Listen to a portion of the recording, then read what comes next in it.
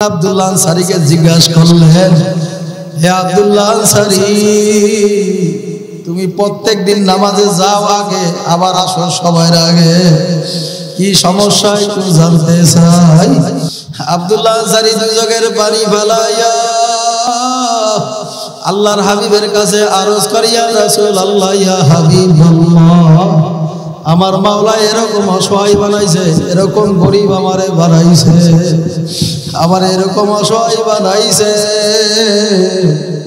আমি যে একটা ভালো পোশাক পরবো, একটা চাদর কিনবো, একটা ভালো জামা আমি পরিধান করব, কি ক্রয় করব, এরকম সামর্থ্য আমার নাই। আব্দুল্লাহ আনসারী কথা বলার সঙ্গে সঙ্গে আল্লাহর হাবিব দুই চোখের পানি ফেলাইয়া, আব্দুল্লাহ আনসারী দুই চোখের পানি ফেলাইয়া আমার মাওলার দরবারে কান্দে। আব্দুল্লাহ আনসারীর কথা শুনে আল্লাহর হাবিব জর জর করিয়া কান্দে, ইয়া রাসূলুল্লাহ, ইয়া হাবিবাল্লাহ, আমার মাত্র একটাই সম্বল, একটাই মাত্র চাদর, ইয়া রাসূলুল্লাহ, ইয়া হাবিবাল্লাহ, যখন নামাজের সময় হয়ে যায় আমার স্ত্রীকে আমি, আমার ঘরের ভিতরে একটা গর্ত করা আছে, ওই গর্তের ভিতরে আমার স্ত্রীকে রাখিয়া আমি চাদরটা পরি, আমি নামাজে যাই। আবার আমি যখন নামাজ থেকে ফিরিয়ে আসি, আসার পরে আবার এই চাদর পরি আমার স্ত্রী নামাজ আদায় করে। ইয়া রাসূলুল্লাহ, ইয়া হাবিবাল্লাহ, এই জন্য আমি চলে আসি। আল্লাহর হাবিবের সংবাদ শোনার পরে আল্লাহু আকবার, আবু বকর উমরকে নিয়ে কিছু বাবারে আল্লাহু আকবার সামানা নিয়া যখন আব্দুল্লাহ আনসারীর বাড়ির দিকে যায়, বাড়ির কাছে যাওয়ার পরে শব্দ, বাচ্চাদের আওয়াজ পাওয়া যায়, কান্নার আওয়াজ পাওয়া যায়। বাড়ির সামনে যাওয়ার পরে সঙ্গে সঙ্গে আব্দুল্লাহ আনসারী ডাক দিয়া বলে, আমার সন্তান আজকে কয়েকদিন যাব ক্ষুধার তাড়নায় খাবার ঘরে নাই। আল্লাহু আকবার। ওই হিন্দুদের, ওই খ্রিস্টানদের বাবারে খেজুরের বাগান ছিল। আব্দুল্লাহ আনসারী দুইটা ছোট ছোট বাচ্চা, বাবারে জ্ঞান নাই, অবু সন্তান, ওই ইহুদিদের বাগানে যখন খেজুর পড়ে, খেজুর গাছ থেকে দুইটা খেজুর আইনা মুখে দিছে, পেটের ক্ষুধার তাড়নায় খেজুর মুখে দিছে। ওই ইহুদি আসিয়া আব্দুল্লাহ আনসারীর সন্তানের মুখের ভিতরে আঙ্গুল হাত ঢুকাইয়া খেজুর দুইটা বার করিয়া নিয়ে গেছে। আব্দুল্লাহ আনসারী দুই চোখের পানি ফেলাইয়া এমন ভাবে আমার মাওলার কাছে দোয়া করছে, আমার মাওলা আব্দুল্লাহ আনসারী দোয়া কবুল করিয়া ফেলাইছে। হে মোহাম্মদপুরের বাবারা, হে মুরব্বী আমার বাবারা, যুবক বাবারা, পর্দার আড়ের মা আমার বোনেরা, আমাদের মুরব্বী চলে আসছে। আল্লামা হামেদ জোহরি দামাত বারকাতুহু আমার মাঝে আসছে। তাদের আল্লাহু আকবার, আমাদের উস্তাদ, আমাদের মাথার ছেড়ে তাদের জুতা টানার যোগ্যতা আমার নাই।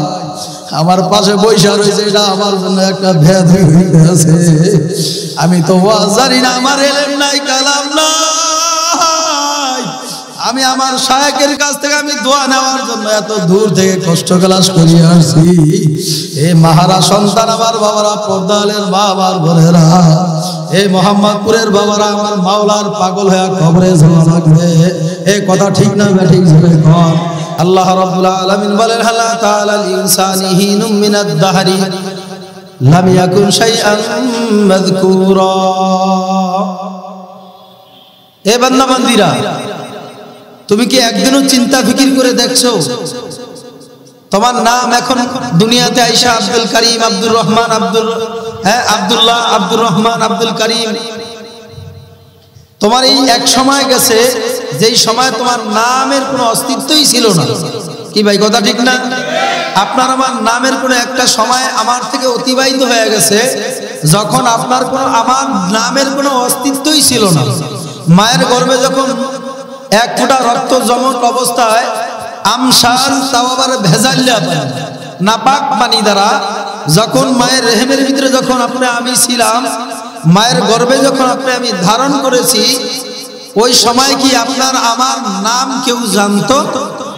ছেলে নাকি মেয়ে এটাও কি জানতো নাকি? হ্যাঁ, বর্তমান আলহামদুলিল্লাহ বাংলাদেশে বিভিন্ন জায়গায় এমন বৈজ্ঞানিক তৈরি হয়েছে, মায়ের গর্ভে যখন সন্তান জন্ম নেয় তখন কিন্তু কোনো ডাক্তার কোনো ইঞ্জিনিয়ার কিন্তু গ্যারান্টি দিয়েও বলতে পারে না এটা কি ছেলে না মেয়ে। কথা বলেন না কেন? যাওয়ার পরে তাদেরকে বলে আর 2-4 মাস পরে আইসেন, 4 মাস পরে আইসেন, 3 মাস পরে আইসেন। এখন মা বোনেরা শুধু ওই একটা কি বলে ওইটারে আলট্রাসাউন্ড মোটামুটি দেখবেন যাদের সন্তান হয় না, সন্তানাদি হয় না, তাদের জন্য মোটামুটি ভাবে হাসপাতালে গেলে ক্লিনিকে গেলে সিরিয়াল পাওয়া যায়। কথা বলেন না কেন? 8-10 বছর সন্তানের চেহারা দেখতে পারে না, এখন বড় পাগল, শুধু জানতে ইচ্ছা করে। যদি ছেলে হয় তাহলে মা বাবার মনটা বড় খুশি হয়ে যায়, আর যখন শোনে যে না মেয়ে হবে তখন মনটা বেজার হয়ে যায়। আছে না বাংলাদেশে এরকম মুসলমান? আছে না? নাই বুঝি? নাই নাই মোহাম্মদপুরে নাই? হ্যাঁ, দেওয়ার মালিক কে? যারা বলেন কে? আল্লাহ রাব্বুল আলামিন বলেন ইন্নাল ইনসানা লিরাব্বিহি লাকানুদ। বান্দা বান্দীরা আমার নেয়ামত খায়া আমার মাওলার নাফরমানি করে। হ্যাঁ, ইন্নাল ইনসানা লিরাব্বিহি লাকানুদ, মানুষ বড় নিমক হারাম। কথা ঠিক না বেঠিক? জোরে করে। আল্লাহর নেয়ামত খাওয়ার পরে আল্লাহর সাথে নাফরমানি করে। আল্লাহ কি বলেন? ইন্নাল ইনসানা লিরাব্বিহি লাকানুদ, মানুষ বড় নিমক হারাম। এ কথা ঠিক না বেঠিক? জোরে কর। এরপর আল্লাহ পাক রব্বুল আলামিন বলেন লাকাদ খালাকনাল ইনসানা ফি আহসানি তাকওয়িম। বান্দা তুই একদিনও কি চিন্তা করে দেখছো আমি আল্লাহ রাব্বুল আলামিন তোমাকে কত সুন্দর করে বানাইছি? আলহামদুলিল্লাহ বলবেন না? একটা ভাইয়ের চেহারার সাথে আর একটা ভাইয়ের হুবাহুব চেহারার সাথে কোনো মিল নাই। একটু সাউন্ড বাড়ায় দেন। একটা ভাইয়ের বন্ধুর সাথে আর একটা বন্ধুর চেহারার সাথে হুবাহুব কোনো মিল নাই। কি কথা কথা দি? মিল আছে? এক ভাইয়ের এক বাবার 5টা সন্তান, চেহারার দিকে তাকায় দেখো 5টা সন্তান, কিন্তু 5ও সন্তানের সাথে চেহারা দিকে মিলাইলে কোন সন্তানের চেহারার সাথে কোন সন্তানের কোনো মিল নাই। আছে? ধরন থাকতে পারে, মোটামুটি একটা আকৃতি থাকতে পারে, কেউ বলে এটা না আমার ভাইয়ের মতন দেখা যায়, এরকম বলে। আচ্ছা ভাই দেখো তো দেখো তো এটা না আমার বন্ধুর মতন দেখা যায়, এরকম মনে হয় না? এই কথা কয় না কেন? কিন্তু আসলে এইভাবে কেউ বলে না এই যে কিরে বন্ধু কেমন আছো, অচিন মানুষ কথা বলতে ভয় লাগে। এই কথা ঠিক না? তাহলে একটা মানুষের হাতের ছাপের সাথে কোনো মিল নাই, আছে নাকি? একটা মানুষের কণ্ঠের সাথে হুবহু কোনো মিল নাই, আছে? এই আপনারা কথা বলেন না কেন? কোনো মিল আছে? এ কারিগরকে জোরে কর। হ্যাঁ, আল্লাহ পাক বলেন ফি আইয়ি সূরাতিন মা শাআ রাক্কাবা।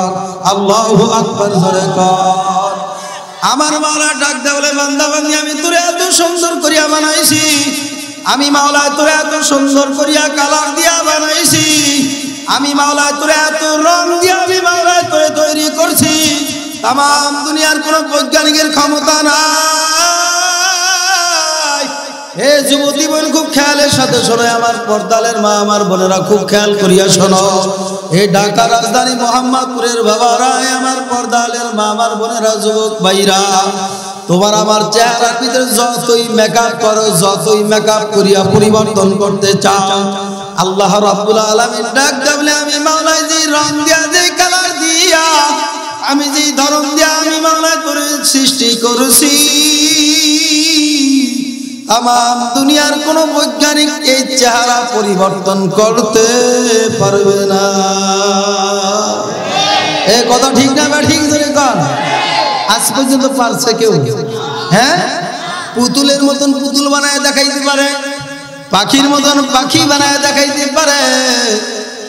এই ঢাকা রাজধানীতে যায় দেখো, ঢাকা বিভিন্ন আল্লাহু আকবার বড় বড় মার্কেট, নাম করা মার্কেট আছে। ঢাকা পুরান ঢাকা মার্কেট আছে না? কি মার্কেট?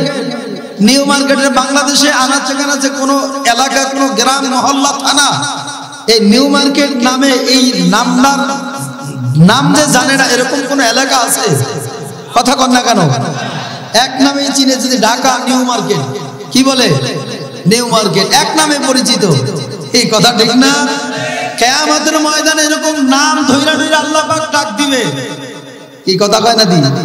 যারা দুনিয়ায় বসে এক সেকেন্ডও সময় নষ্ট করে নাই, যারা আমার মাওলার জিকিরে বিক্রি চলছে, হামেশা আমার মাওলার সাথে কালেকশন লাগাইয়া দিছে, কথা কয় না, তাদেরকে আমার মাওলা সিল মারিয়ে দিছে, দুনিয়ার ভিতরে সিল মারিয়ে দিছে। হ্যাঁ, আলা ইন্না আউলিয়া আল্লাহ লা খাউফুন আলাইহিম ওয়ালা হুম ইয়াহজানুন। যারা আল্লাহর ওলি তাদের কোনো ভয় নাই, তাদের কোনো চিন্তাও নাই, আছে নাকি? আল্লাহর ওলিরা গুনাহ করে, গুনাহ মনে করে, গুনাহ হয় নাই, শুধু মনে করে আল্লাহ আমি মনে হয় গুনাহ কইরা ফেলাইছি। আল্লাহর ওলিরা কি মনে করে? আল্লাহ আমি মনে হয় গুনাহ কইরা ফেলাইছি। আল্লাহর ওলির বড় কান্দে দুই চোখের পানি ফেলাইয়া আমার মালিকের দরবারে কান্দার বলে, মাবুদ গো আমি অন্যায় করিয়া ফেলাইছি, ভুল করিয়া ফেলাইছি, আপনি আমাকে মাফ করে দেন। কি কথা ঠিক না? বড় বড় আল্লাহওয়ালাদের ঘটনা শোনা যায়। ইমামে আজম আবু হানিফা রাহমাতুল্লাহ আলাইহির নাম আমরা সবাই জানি, যার আমরা অনুকরণ করি। এই কথা কন্যা দিয়ে আপনারা, ইমামে আজম আবু হানিফা রাহমাতুল্লাহ আলাইহি একদিন ইশারের নামাজে দাঁড়াইছে, আয়াত পড়তে পড়তে সামনে আয়াত চলে আসে, ওয়া মান ইয়া'মাল মিসকালা যাররাতিন শাররান ইয়ারা। এই আয়াত পড়তে পড়তে যখন খেয়াল আসে, ইমামে আজম আবু হানিফা রাহমাতুল্লাহ আলাইহি দর দর করিয়া জমিনে বসে পড়িয়া গেছে। ইমামে আজম আবু হানিফা রাহমাতুল্লাহ আলাইহি ডাক দিয়া বলে, বাবু গো, ওই কবরে আযাব, জাহান্নামের আযাব, এক যারা পরিমাণ গুনাহ যদি আমি করিয়া থাকি, কিয়ামতের ময়দানে আমি ইমাম আজম আবু হানিফাকে আমি ইমামে আজম আবু হানিফাকে যদি আপনি এক যারা পরিমাণ শাস্তিও আমাকে দেন, এই এক যারা পরিমাণ গুনার শাস্তিও আমি ইমাম আবু হানিফা সহ্য করতে পারবো না। ইমামে আজম আবু হানিফা রাহমাতুল্লাহ আলাইহি বাবারে এমন ভাবে কান্না শুরু করিয়া দিয়েছে, কানতে কানতে জমিনের মধ্যে বসে পড়িয়া গেছে, এমন ভাবে কান্না আরম্ভ করিয়া দিল, কানতে কানতে ফজরের ওয়াক্ত, ফজরের নামাজের সময় চলে আসছে।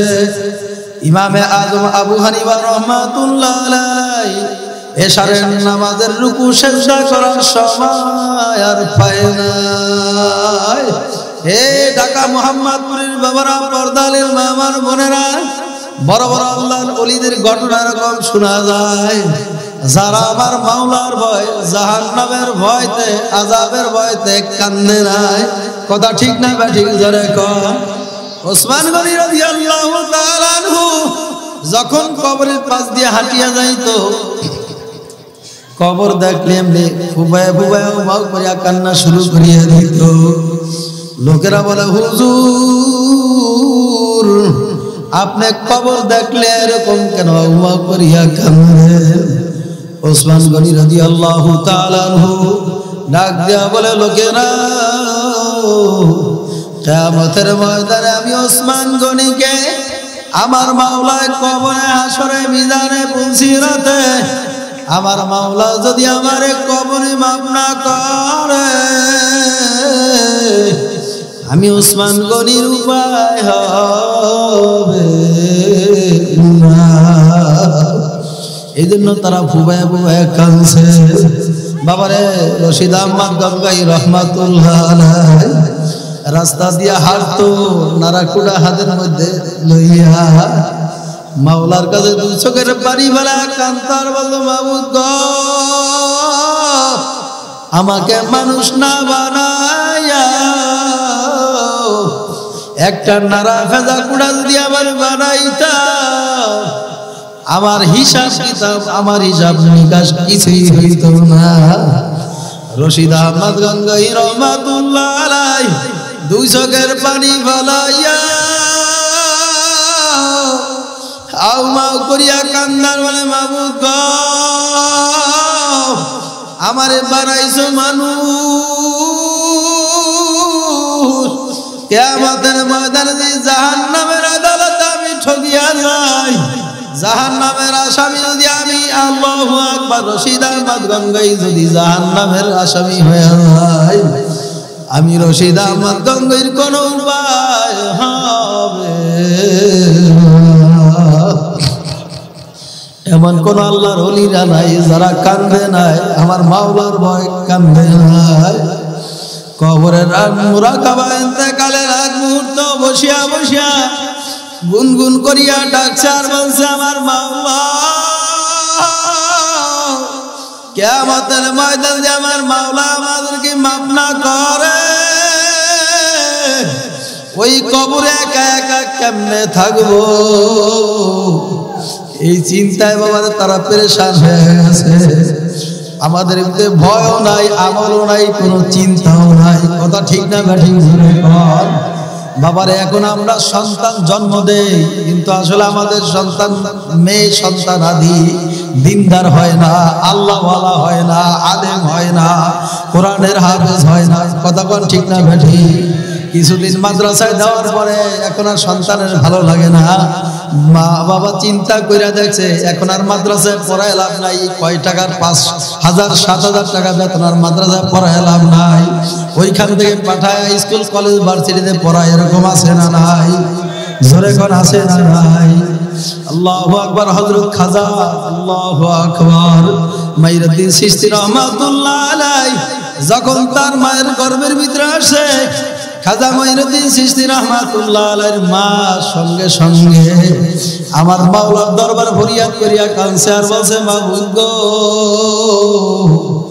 আমার গর্ভের ভিতরে যেই সন্তান, যেই খাজা মাইনুদ্দিন চিশতিকে দান করছো, তোমার খাঁটি ওলি না বানায়া আমার সন্তানকে দুনিয়াতে পাঠায়ো। খাজা মাইনুদ্দিন চিশতি রাহমাতুল্লাহ আলাইহি দুনিয়াতে আল্লাহর ওলি হয়ে আসছে। কথা ঠিক না ঠিক? বাবারে খাজা মাইনুদ্দিন চিশতি রাহমাতুল্লাহ আলাইহি এক দাওয়াতে 90 থেকে 96 লক্ষ বিধর্মী এক দাওয়াতে মুসলমান হয়ে গেছে। 90 থেকে 96 লাখ আল্লাহু আকবার বিধর্মীদেরকে মুসলমান বানাইয়া মনে বড় শান্তি নিয়া, বড় আল্লাহু আকবার বুক ভরা আনন্দ নিয়া মায়ের কাছে ফিরিয়া যায়, বলে, মা আমি খাজা কুতুব, আল্লাহু আকবার, আমি খাজা মাইনুদ্দিন চিশতির বড় মনের ভিতরে আনন্দ। তার মা ডাক দিয়া বলে, মাইনুদ্দিন এত আনন্দ কিসের? একটু শুনতে চাই, একটু মন চায় বলো। খাজা মাইনুদ্দিন চিশতি রাহমাতুল্লাহ আলাইহি ডাক দিয়া বলে, আম্মা আমার মনটা বড় খুশি, আনন্দ। আমার এক দাওয়াতে 90 থেকে 96 লাখ বিধর্মী কালিমা পড়া মুসলমান হয়ে গেছে।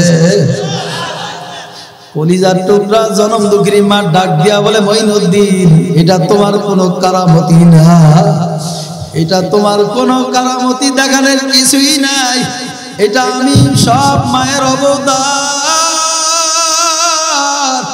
সন্তান খাজা মাইনুদ্দিন চিশতি ডাক দেয়া বলে, মা আমার শুনতে মন চায়, আপনার কি রকম অবদান? খাজা মাইনুদ্দিনের মা 2 চোখের পানি ফালায়া কান্দার বলে, বাবা এমন কোন রাত্র আমার অতিবাহিত হয় নাই যেই রাত্রে গভীর রাত্রে উঠিয়া আমি মায়ের তাহাজ্জুদের নামাজ পড়িয়া যায় নামাজটা বিছাইয়া আমি মায়ের 2টা চোখের পানি ফালাই না, এমন কোন সময় আমার থেকে অতিবাহিত হয় না। খাজা মাইনুদ্দিন চিশতি রাহমাতুল্লাহ আলাইহি আল্লাহ খাজা মাইনুদ্দিন ডাক দিয়া বলে, মা এরপর আর কোনো কষ্ট আপনি করছেন কিনা? খাজা মাইনুদ্দিন চিশতির মা ডাক দিয়া বলে, বাবা মাইনুদ্দিন, আল্লাহু আকবার, তুমি যখন আমার পেটের ভিতরে ছিলা তখন থেকে আমি মাই তোমার জন্য এমন ভাবে দোয়া করছি, যায় নামাজ দাঁড়ায়া, গভীর রাত্রে দাঁড়ায়া নামাজের মুসাল্লায় এমন কোন সময় অতিবাহিত হয় নাই আমি মা তোর জন্য দোয়া করি না। খাজা মাইনুদ্দিন দুনিয়া থেকে আসার পরে খাজা মাইনুদ্দিন যত বোটা দুধ মায়ের পান করছে, খাজা মাইনুদ্দিন চিশতির মা ডাক দিয়া বলে, বাবা এমন কোন ওয়াক্ত, এমন কোন সময় আমার যায় নাই আমি মায়ের তোরে যত উড়া আমার বুকের দুধ পান করাইছি, আমি মায়ের কোনদিন তোরে বিসমিল্লাহ ছাড়া দুধ পান করাই নাই। এ মোহাম্মদপুরের বাবারা, ঢাকার ভাইরা, পর্দার নামা বলেরা, এরপরও ক্ষান্ত হয় নাই। মাইনুদ্দিনের মা ডাক দেওয়াল বলেন, মাইনুদ্দিন, আমি মায় তোরে এক পুড়া দুধ পান করাইছি, এমন কোন সময় আমার অতিবাহিত হয় নাই আমি মায় তোরে কোনদিন ওযু ছাড়া আমি মায় তোরে দুধ পান করাই নাই। আল্লাহু আকবার জোরে বলেন। বাবারে, বর্তমানে তোমার আমার সন্তান দুনিয়াতে কানা ল্যাংড়া বন্ধ হয়ে আসে। বাবারে, সন্তান কথা শোনে না, মেয়ে কথা শোনে না, আছে না নাই জোরে কর। বাবারে, নামাজ নাই, রোজা নাই, কোরআন তেলাওয়াত নাই, জিকির নাই। বাবারে, সারাদিন সুদ খাও, ঘুষ খাও, হারাম খাও, জিনা করে গুলে লিপ্ত থাকো। এরপর বিবি সাহেবের কাছে যা পিসাব হুজুর সাজো আর বলে, আমার গর্বে আমি মঈনুদ্দিন সৃষ্টির মতন একজন আল্লাহর ওলি দেখতে চাই, আমার গর্বে এমন একটা সন্তান চাই। আল্লাহু আকবার। শাহজালাল শাহ পরান ইয়ামানের মতন কথা ঠিক না ঠিক? আয় আল্লাহ, আমার ঘরে এমন একটা সন্তান দিও। ওই চট্টগ্রামের জমিনে ঘুমায় রয়েছে আল্লামা আহমদ শফি রহমাতুল্লাহ আলাইহির মতন। আয় আল্লাহ, আমাকে এমন একটা সন্তান দান করো। ওই বরিশালের কুতুবুল আলম সৈয়দ ফজলুল করিম রহমাতুল্লাহ আলাইহির মতন এরকম হাজারো কিয়ামত পর্যন্ত যদি দোয়া করতে থাকো, আর আল্লাহু আকবার, যদি তোমার ভিতরে কোনো আমল না থাকে, নামাজ না থাকে, ঘরে কোরআন তেলাওয়াত না থাকে, জিকির আজকার না থাকে, হালাল হারাম তামিজ কইরা যদি না চলতে পারো, কিয়ামত পর্যন্ত যদি সিজদায় পড়িয়া এরকম দোয়া করো, কিয়ামত পর্যন্ত দোয়া করলেও দোয়া কোনোদিন কবুল হওয়া সম্ভব না। এই মোহাম্মদপুরের বাবারা কথা ঠিক না ঠিক জোরে কর। বাবারে, সাহাবায়ে কেরামদের নামাজের দিকে একটু তাকায় দেখো, তাদের নামাজ আর তোমার আমার নামাজ। সাহাবায়ে কেরাম কি পরিমাণ কষ্ট স্বীকার করিয়া বাবারে আল্লাহর হুকুম অনুযায়ী জীবন গড়ছে। আমার মালিক ডাক দিয়া বলে, আনতা বুদুল্লাহ কান্নাকা তারাহু ফাইন লাম তাকুন তারাহু ফাইন্নাহু ইয়ারা। আমার মাওলা ডাক দেয়া বলে, বান্দা বান্দি এমন ভাবে নামাজ আদায় করো, এমন ভাবে রুকু দাও, এমন ভাবে সিজদা দাও, বান্দা বান্দি যদিও আমি আল্লাহকে তুমি না দেখো, এই ধ্যানে খেয়াল নিয়ে তুমি নামাজে দাঁড়াও, আমি তো আমার মাওলার দেখি না, আমার মাওলা স্বয়ং আমাকে দেখতে আছে। এই খেয়াল ধ্যান নিয়ে যখন আমার মাওলার নামাজ পড়বা, মাওলার ইবাদত করবা, আমার মালিকের জিকির করবা, জামাতের সাথে নামাজ আদায় করবা, দেখবা কত সুন্দর তোমার নামাজ। তেলাওয়াত করবা, দেখবা খুশু খুশু মন খুলিয়া তেলাওয়াত করতে মন চায়। আর দুনিয়ার খেয়াল নিয়ে যখন, দুনিয়ার মায়া মমতা নিয়া, দুনিয়ার ব্যস্ততা নিয়ে যখন নামাজে দাঁড়াইবা, দেখবা নামাজের ভিতর কেমন জানি খুশু খুশু নাই, নামাজের ভিতর মজা লাগে না, জিকিরের মধ্যে মজা লাগে না, তাসবিহ তাহলিল মজা লাগে না। এই কথা ঠিক না ঠিক? একজন আল্লাহর ওলিদের পিছনে নামাজ পড়িয়া দেখো, মন চায় ঘন্টার পর ঘন্টা দাঁড়ায় থাকি। বাবারে, আল্লাহর হাবিবের কলিজার টুকরা মেয়ে জামাই আলী রাদিয়াল্লাহু তাআলা বাবারে যুদ্ধের ময়দানে গেছে, পার মধ্যে তীর ঢুকিয়া পড়ছে। বাবারে, যতই চেষ্টা করছে পায়ের তীর আর ফেলতে পারে না। আল্লাহর হাবিব জনাবে মুহাম্মদুর রাসূলুল্লাহ সাল্লাল্লাহু আলাইহি ওয়াসাল্লাম আল্লাহু আকবার যখন নামাজে দাঁড়াইছে, নামাজে দাঁড়ানোর আগে মসজিদের নববীতে যখন ইমামতি করবে, সাহাবা একরামদেরকে ডাক দিয়া বলে, সাহাবারা শোনো, আমার আলী ওই যে পাগল যখন নামাজে দাঁড়ায় তার দুনিয়ার কোনো খেয়াল থাকে না। আলী রাদিয়াল্লাহু তাআলা যখন নামাজের ভিতরে দাঁড়ায় যায়, তখন আলী রাদিয়াল্লাহু তাআলার সঙ্গে আমার মাওলার সঙ্গে কালেকশন হয়ে যায়। আল্লাহু আকবার জোরে কও। আলী রাদিয়াল্লাহু তাআলার কোনো হুঁশ থাকে না।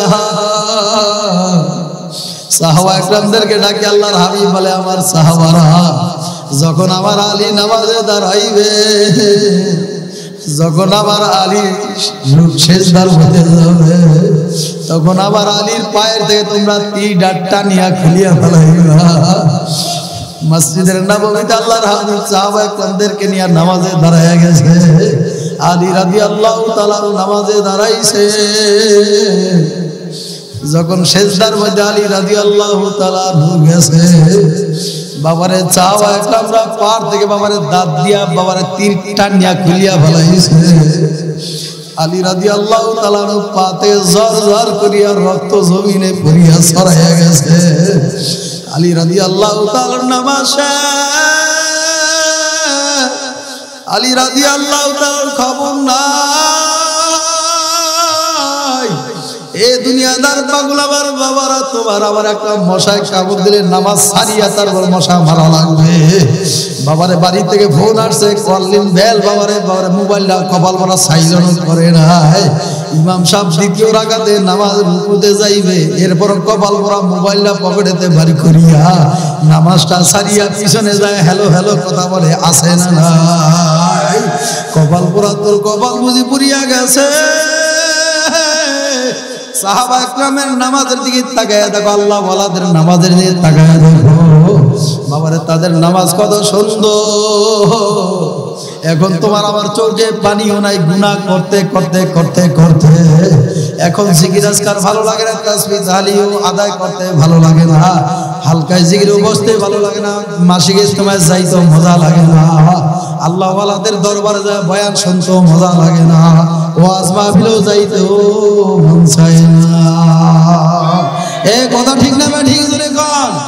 আবার এই মোহাম্মদপুরের প্রধান সড়ক আল্লাহু আকবার নবীনগর হাউজিং এ যদি বাবারে কোন এক স্কুল ময়দানে কলেজ মাঠে যদি গানের আসর করতো, আল্লাহু আকবার, ওই ময়দানের ভিতরে বাবারে মা বোনদের জন্য, আমার বাবাদের জন্য, যুবক বাবাদের জন্য বাবারে জায়গা থাকবো কিনা আমার মনে হয় সন্দেহ আছে। এ কথা ঠিক না? ঠিক জোরে কর। এই জন্য আমি আমার বাবাদেরকে বলবো, পর্দালের মা আমার বোনদেরকে বলবো, সাহাবা একরামের নামাজের দিকে তাকাও, আমার মাওলার পরিচয় পাওয়া যায়। এই কথা ঠিক না? ঠিক বলে কন। আল্লাহ নবীর প্রিয় সাহাবী আব্দুল্লাহ আনসারী রাদিয়াল্লাহু তাআলা আনহু বাবারে মসজিদের নববীতে আল্লাহর হাবিব ইমামতি করতে আসে। আব্দুল্লাহ আনসারী রাদিয়াল্লাহু তাআলা সবার পরে শেষে যায়, আবার নামাজ শেষ হওয়ার সঙ্গে সঙ্গে সবার আগেই চলে আসে। এরকম কয়েকদিন দেখার পরে সাহাবা একরামরা এবার আল্লাহর হাবিবের কাছে নালিশ নিয়ে গেল। কিছু লোক আছেন আমাদের দেশে নালিশ করে, আল্লাহু আকবার, এরকম কিছু লোক যায় আল্লাহর হাবিবের দরবারে যায়, আরজ করলো, ইয়া রাসূলুল্লাহ, ইয়া হাবিবাল্লাহ, আপনার সাথে আমাদের কিছু কথা পরামর্শ আছে, শোনা লাগবে। আল্লাহর হাবিব নামাজের পরে বসে, সাহাবা একরামরা ডাক দেয়, ইয়া রাসূলুল্লাহ, ইয়া হাবিবাল্লাহ, আপনার সাহাবী আব্দুল্লাহ আনসারী প্রত্যেক ওয়াক্তে নামাজে সবার শেষে আসিয়া পিছনে দাঁড়ায়, আবার সবার আগে নামাজ সালাম ফিরায়, সবার আগে আবার চলিয়া যায়। আল্লাহু আকবার। আলী উমর আল্লাহর হাবিবকে নিয়ে একসাথে আলীর বাসায় চলিয়ে, আল্লাহু আকবার, আব্দুল্লাহ আনসারীর বাসায় নালির বিচার নিয়ে চলিয়া গেছে। আব্দুল্লাহ আনসারীর বাসার সামনে আল্লাহর হাবিব দাঁড়ায়, ডাক দেয়, আব্দুল্লাহ আনসারী বাসায় আছো কিনা? বাবার বাড়ির দরজা লক করা, কেউ কোনো টু শব্দ আওয়াজ করে না। আল্লাহু আকবার। আলী, আল্লাহু আকবার। আবু বকর, ওমর একে একে দুইবার একবার দুইবার তিনবার ডাকতে ডাকতে কোনো সাড়া দেয় না। সাহাবা একরামরা বলে, ইয়া রাসূলুল্লাহ, ইয়া হাবিবাল্লাহ, কিছুক্ষণ আগেই তো আব্দুল্লাহ আনসারী নামাজ শেষ করিয়া বাসায় আসছে। আল্লাহর হাবিব বুঝতেছে, আল্লাহর হাবিব বুঝাইতে চায় ব্যক্তিগত কোনো সমস্যা আছে, এই কারণে আব্দুল্লাহ আনসারী বের হইতে আসে না। এই কথা বলার পরে ওইখান থেকে ফিরিয়া চলিয়া যায়। আল্লাহর হাবিব যখন কিছু দূর চলিয়া গেল, আব্দুল্লাহ আনসারী করে দরজা খুলিয়া আল্লাহর হাবিবকে ডাক দেয়, ইয়া রাসূলুল্লাহ, ইয়া হাবিবাল্লাহ,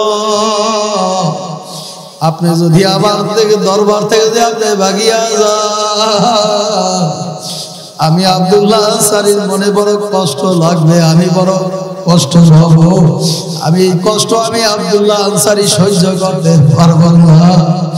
এই তো 2-3 দিনের আগের ঘটনা, ওই আল্লাহু আকবার, বাস্তব একটা ঘটনা শোনাই।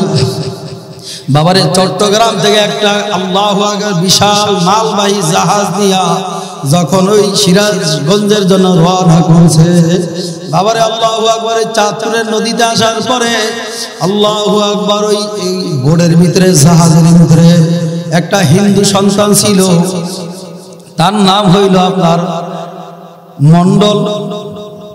যাই হোক, এক হিন্দু সন্তান ছিল, আর 7 জন ছিল মুসলমান।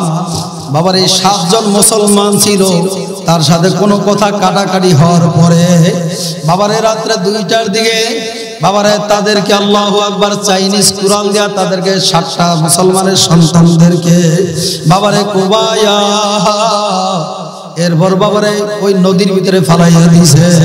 এই ঘটনায় এমন কোন মিডিয়া নাই যে মিডিয়ায় প্রচার করে না, কথা ঠিক না? ঠিক ধরে কর। বাবারে হিন্দুত্ববাদ যারা আছে বাবারে, তারা মুসলমানেরকে ধ্বংস করার জন্য যেইভাবে পায়তা করে, মুসলমান সজাগ থাকা লাগবে। মুসলমান ঘুমাইলে চলবে না, কথা ঠিক না? ঠিক ধরে কর।